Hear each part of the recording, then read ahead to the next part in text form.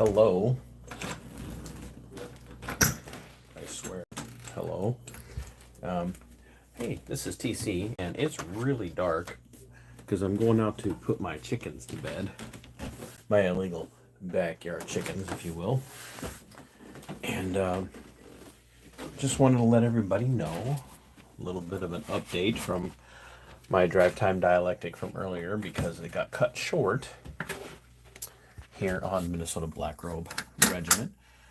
It did indeed get cut short because of weather concerns.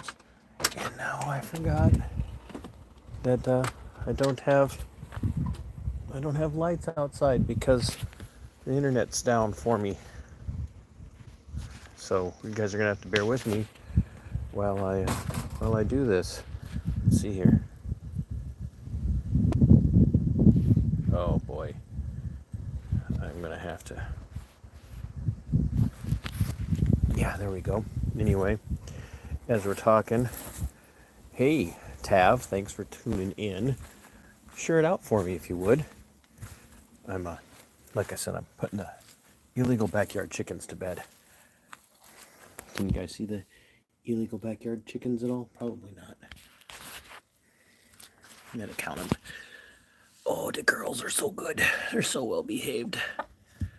Yeah, it's been a bad day for the girls. Oh, goodness gracious.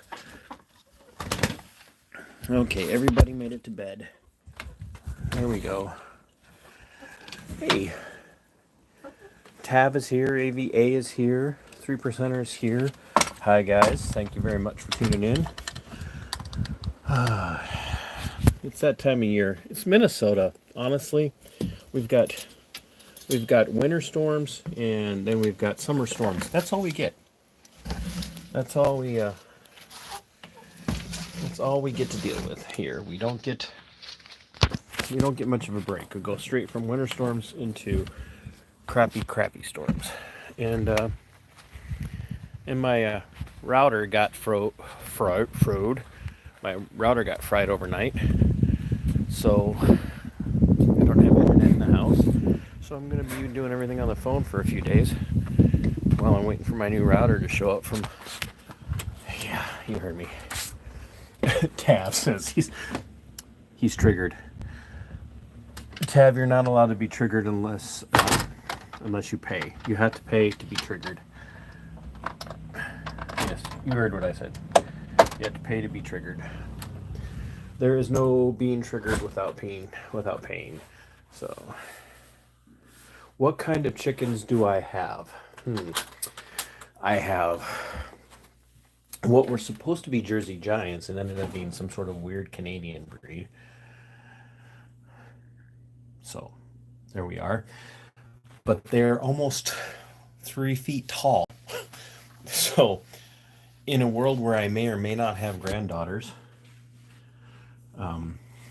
they're as tall as one of my non-existent granddaughters. So yeah, anywho.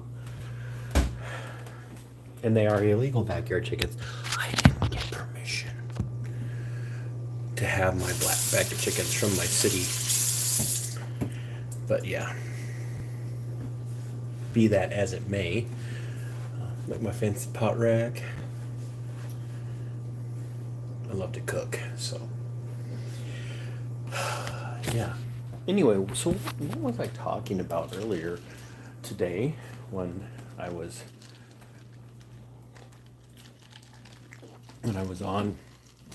I was talking about local action and talking about acting locally, taking what most people would consider small steps to be involved, to do the work of changing your local city councils to county commissions, county boards, school boards, township boards.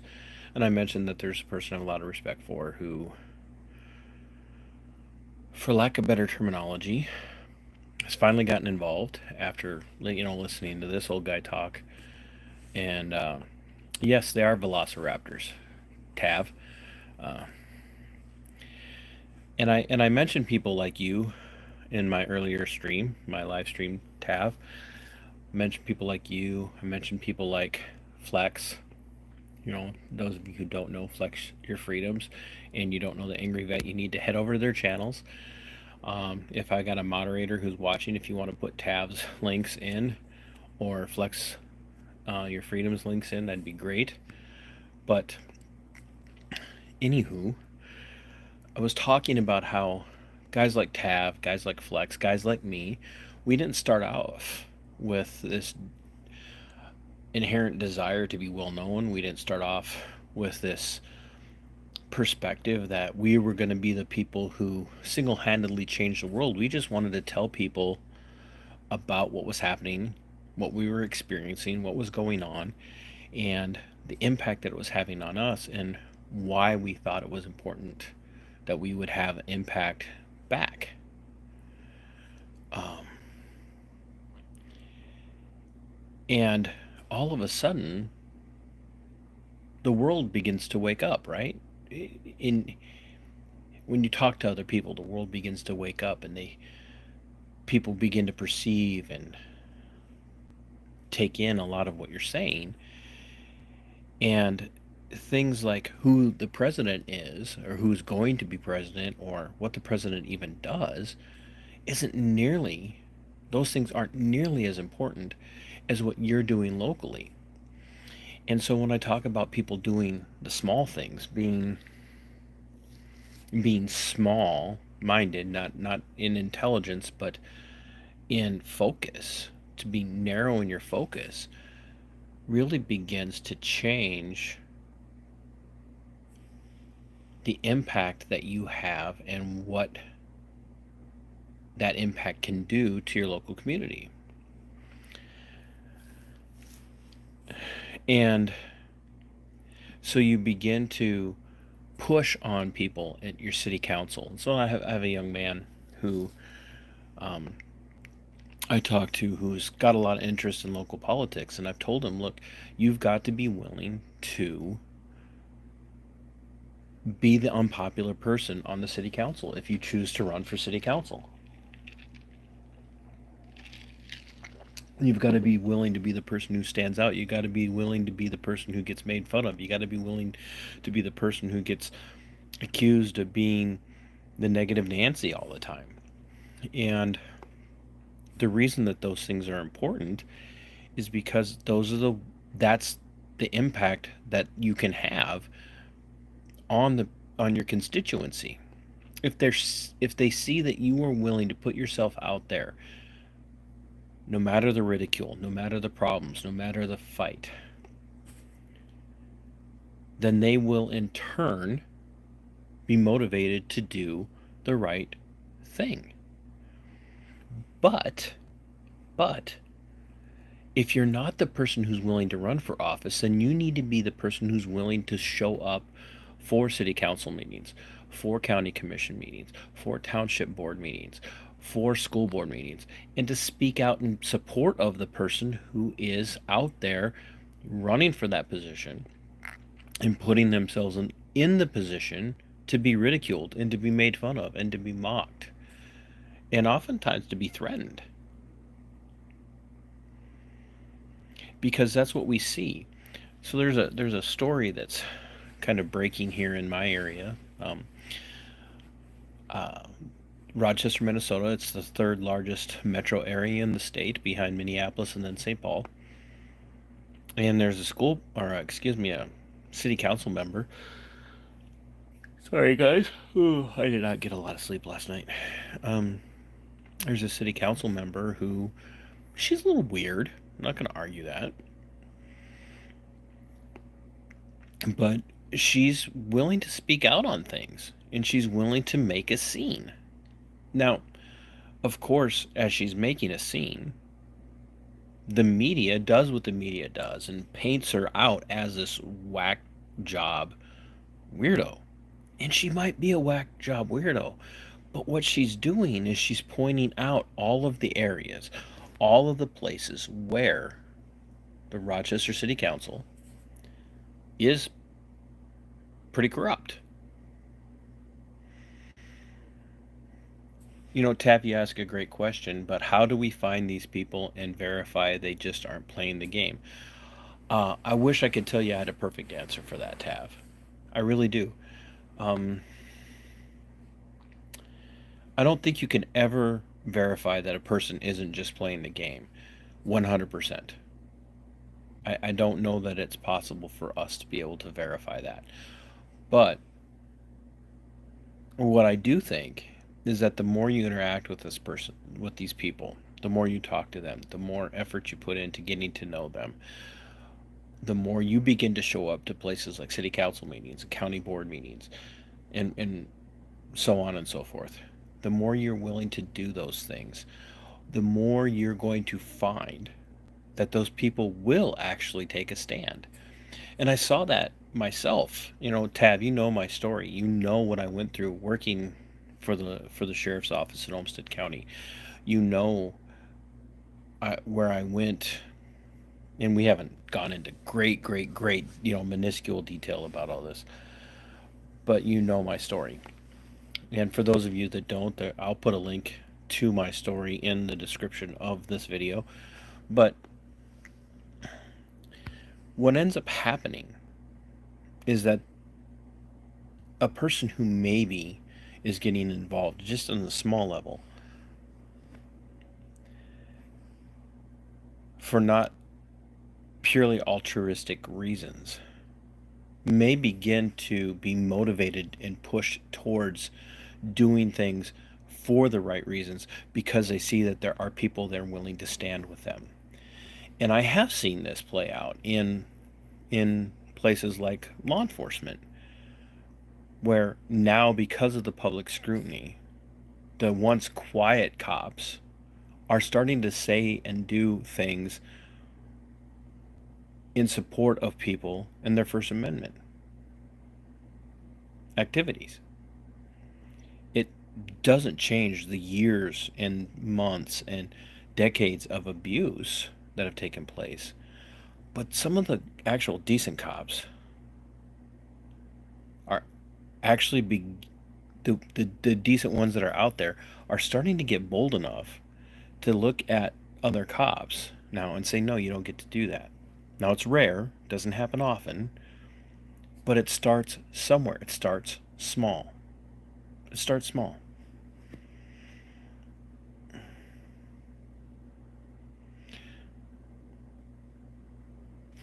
When will they start putting the cuffs on? I guess, Tav, it depends on on what you mean by putting the cuffs on. You mean like putting cuffs on the other cops? Um, if anybody hasn't been painted, or if anybody's interested, I talk about that with the former agency that I was in, um, the Homestead County Sheriff's Office. I helped break a story or tell a story of a young man named Chase Johnston who exposed a deputy who was soliciting underage girls for sex in exchange for alcohol for nearly 2 years before he was eventually accidentally arrested by the Minnesota Bureau of Criminal Apprehension. And so far, the the sheriff's office hasn't owned up to any of this. They haven't owned up to the fact that they knew about it for almost 2 years before he was arrested. The police department where he was reported to hasn't owned up to the responsibility of not doing anything with it. So I think you're right, Tab. I think it's a great criticism. But when you apply this small focus mentality to local politics in particular, especially when it comes to like small towns, you can actually have, I think, a better impact than what a lot of people would imagine. And I'm starting to see that take place in the little town that I live in because, and it's anecdotal. I'm not gonna argue that it's not anecdotal. Um, but back on the 1st of May, the city that I live in, one of their people on their City of Spring Valley Facebook page posted Just a reminder, everybody must mow their yard and keep their grass at 6 inches or less, or else. And I'm paraphrasing, of course. But I went out this weekend and I shot a video of several city maintained properties who had grass in weeds and lengths that were 10 inches or more. And I put that video up and it's gotten some traction. People are being emboldened to actually start to ask questions and say, like, wait a minute, if you can enforce this on us, then why can't we enforce this on you? And that's the small part I'm talking about. Lori, I don't know, Wiley, is it Wiley York? Thanks for stopping by. I really appreciate you coming on. Tav, I agree. I do see a lot of placating for the camera. I mean, there's no argument there. When you watch my speech from Waterloo, when I went down to speak on behalf of Flex, the mayor was nodding along, and I tried to give credit where credit was due, and that at least he appeared to be acknowledging me. But I still know that all he was doing was placating for the camera. But I think even if you're not impacting current elected servants or appointed servants, I do think we can send a message to these people through these small actions. Tav, I think I'm not just blowing smoke up your rear end, by the way. You know how much respect I have for you, and so what I'm about to say is because of the amount of respect I have for you. I think you have more impact on cops and other people in public servants positions than you even realize. Because, as you said when I had you on a week ago, something like Maryland Metro doesn't even mess with you anymore. Or is it Baltimore Metro? It doesn't even mess with you anymore. They just see you and they go the other way. Now, would I appreciate it more if they came up to you and said, hey, Tav, we're sorry for everything that's been done to you in the past, but we really do appreciate what you are doing now, and we're, and keep at it. Sure, I would love that. Do I think that's going to happen? No, because you know how it is. People are prideful, all of us, and we have a hard time admitting when we're wrong. Well, not you, Tav. I know you're never wrong. So I'm never wrong either, right? Like, that's just how it is. Like, even when I'm wrong, I'm not wrong. I was wrong about thinking I was wrong. But the reality is that sometimes we're never going to get that face-to-face apology. But I'll point back to another situation of having a small impact thinking, not small minded, but small in focus. Last fall, I had an interaction with a Rochester, Minnesota Police Department cop, two of them actually, a sergeant and a corporal, that was very positive. They completely defended my constitutional right to film their actions against a person who was freaking out on me for filming. And I just ran into one of them a few weeks ago, and he remembered me, and he said, hey, you're the guy from over at the bank parking lot here, several months ago. And I'm like, yeah. And he goes, just wanted to let you know, and I'm paraphrasing, I appreciate the fact that you reached out and told my chief about that interaction and that it was positive. And so those things do happen.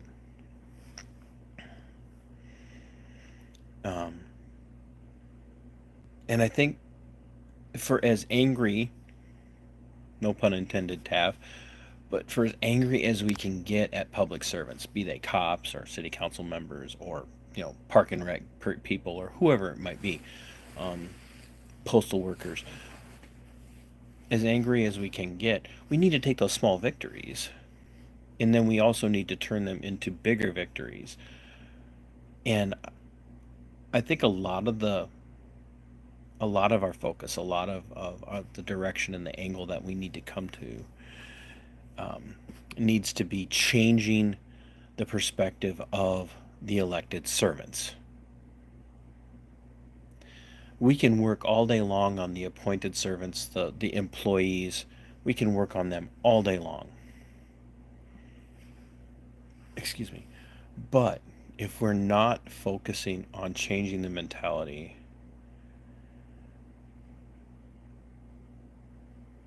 and we're not focusing on changing how the elected leadership, I hate that, anybody who's been watching me for a while knows I hate that term, but elected officials, elected leadership, if we're not focusing on changing their mentality and holding them to account, we're never going to really be able to change the mindset of the people that they appoint into the positions of enforcement. And I don't care if it's a code enforcement officer who doesn't wear a badge and doesn't have a gun, or if it's an actual law enforcement individual who has a badge and has a gun. If we can focus on changing the way the leadership structure thinks, then they in turn can have an influence on the people who they send out to enforce, so that pretty soon they're not willing to enforce cockamamie, asinine things like the length of your grass. And I'll use that again in perspective with my town, having shot the video this weekend of how my city has told people they have to keep their grass at 6 inches or shorter, but they have grass and weeds that are 10 to 12 inches high over the weekend. Now, when it comes time to send somebody out to mow that yard that's not in compliance, it's $150 minimum plus $125 an hour for every hour after that. And that gets assessed to your property. And eventually, if you don't pay that, then they send cops to remove you from your home, to evict you from your home for not having mowed your grass.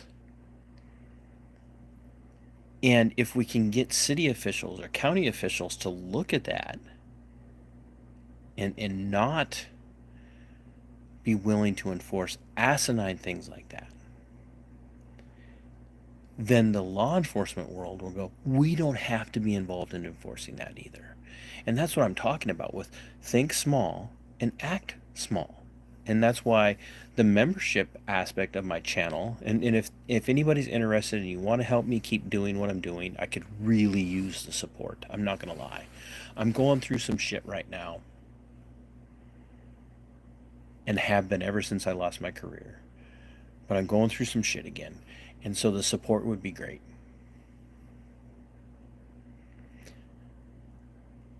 If you're interested in helping me keep my message going, helping me keep getting my message out, throw me some support through my memberships, either here or on Subscribestar.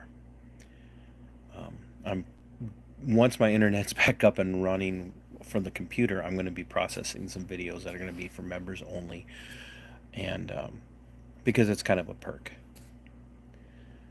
But when we focus on doing the small, narrow margins over what's happening out there on the grander side, the grander scheme, whether it be the president or the governor or who your senator is,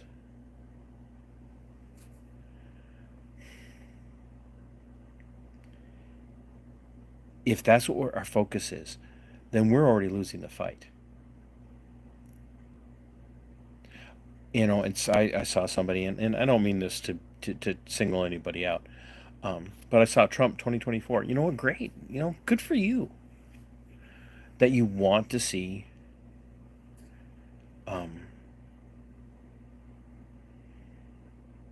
the person that you support as president.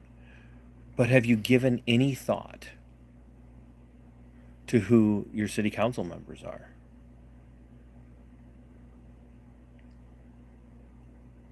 Have you given any thought to who is on your county commission?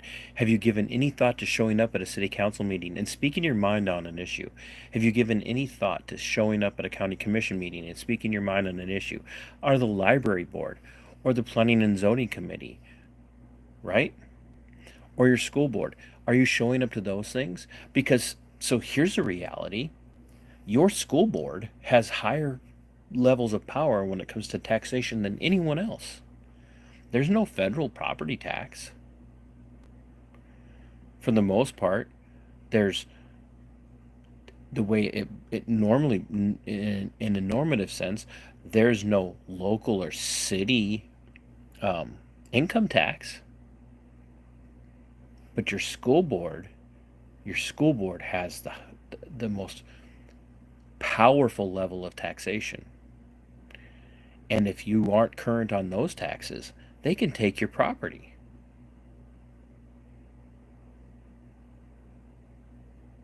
Think about that. But you're focused on whether or not Trump or Biden is president. Think small. There again, not small-minded. Think small in your focus. Because as I was saying earlier, in the video that got interrupted because I was driving through some straight line winds and I'm pretty sure a tornado. And Tav, welcome to the Midwest where tornadoes are a reality and you get to be surprised by them when they happen.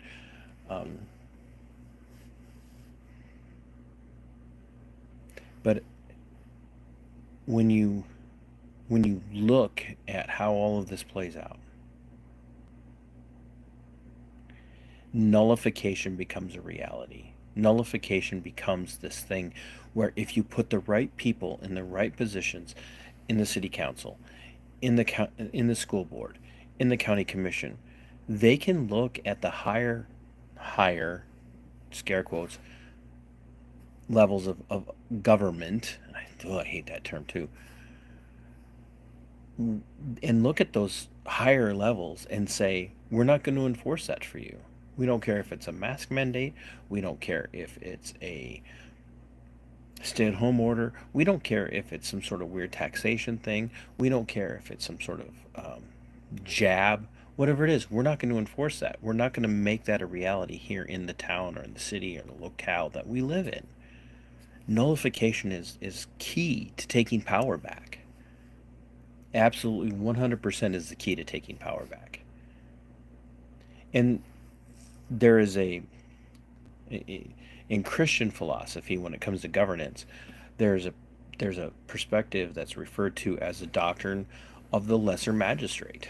In lesser as in smaller, but not less important.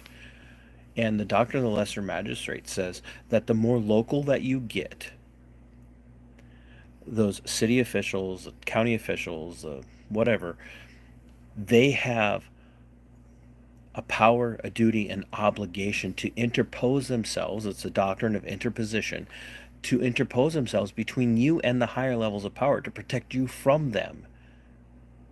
And that's where we've gone wrong. We've absolutely lost the plot, flipped the script. And that's what we need to focus on taking back.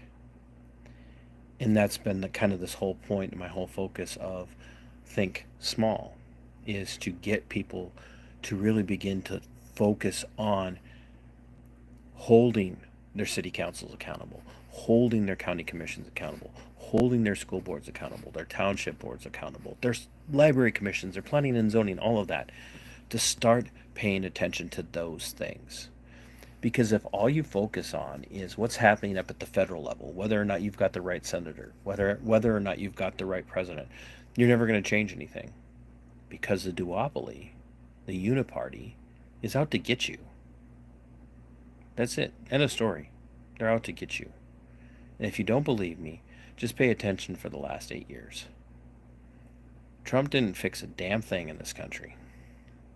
And Biden just made what Trump made bad, Biden made it worse.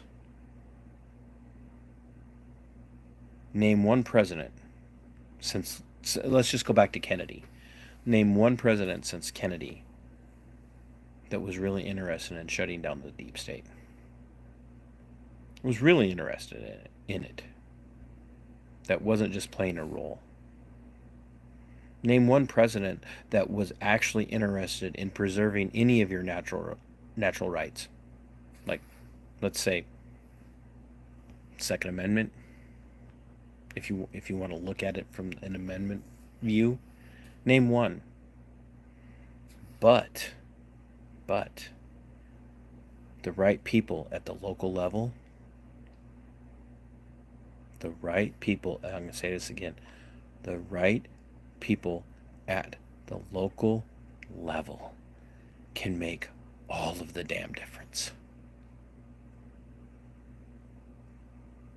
Because they just don't have to do what the Fed or the state tells them to do.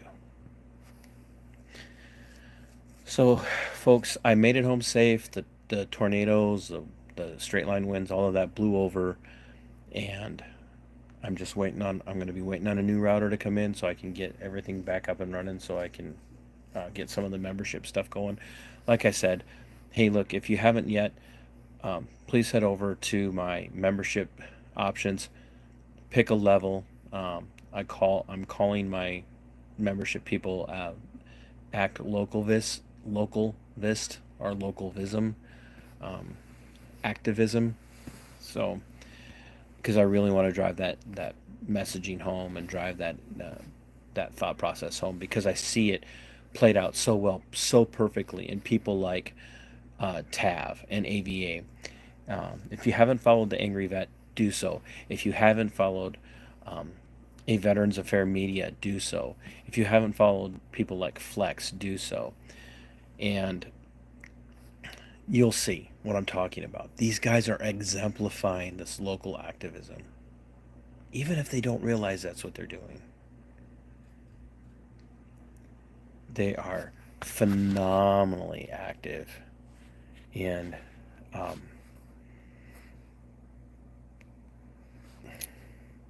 making a difference, making an impact. And it's, to me, all the difference in the world. And I really wish that other people would see what these guys are doing. So once again, pick a membership level, or head over to my Subscribe Star Minnesota Black Robe Regiment, pick a membership level there. I'm going to have some member exclusive content coming out. Share this out. Hit like, hit subscribe, hit share. And thanks for tuning in. I'm going to get ready to head off for the night. I'm going to leave you with this. Think about the impact you can have locally over anything that you could do at the federal level. What you can do locally is 110 times more important and actually more powerful than anything at all that you can do. Anything at all that you can do at the federal level. If we were treating the federal level the way we should be treating it, it would be nothing but a titular talking head with next to no power. But we get it twisted and we get it flipped and we get bought into this idea that it's got to be this president or that president. And I don't care who's president. What I care about is who's governing at the local level, in my community, in my neighborhood, and the power that they wield there, and if whether or not we can keep that in check. That's where we begin to make a difference. So, once again, thanks so much for tuning in, and be watching. I've got a really interesting cop video coming out. I'm thinking probably tomorrow, from just the other day. It's going to be a few minutes longer than a normal short would be, and I try to put out the shorts, and I'll probably make a short to some degree out of it. But I've got a very interesting short video coming out with a cop on a highway doing things that a cop on a highway should not be doing, but they tend to do anyway. So once again, smash the like button, hit the subscribe button, think about what you can do locally. And until next time, fight for your liberty, it is yours. Fight for your freedom, it belongs to you. Sic Semper.